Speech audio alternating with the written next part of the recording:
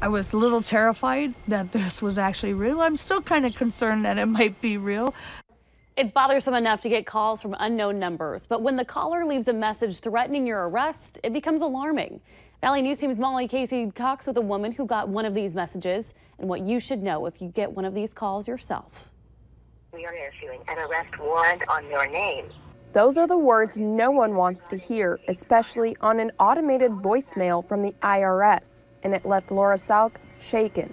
Are the police going to show up with a warrant? The number came from a Washington, D.C. area code, and a Google search didn't turn up any warnings, so it seemed legitimate, and she called it back. He said, well, when did you file taxes last? And I said, well, if you're the IRS, you should know that.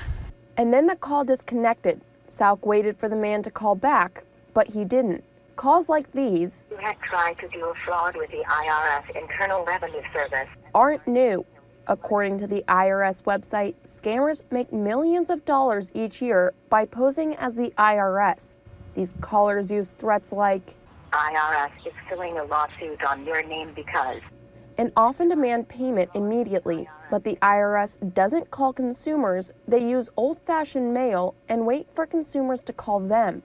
Salk says she's still nervous about the call and plans to check in on her filing soon. I might call the IRS and check on to make sure that there's no issues. From Twin Valley, Molly Casey, Valley News Live. So if you receive a message like this, you can report the number on the FTC online complaint form and then check the status of your taxes with the IRS.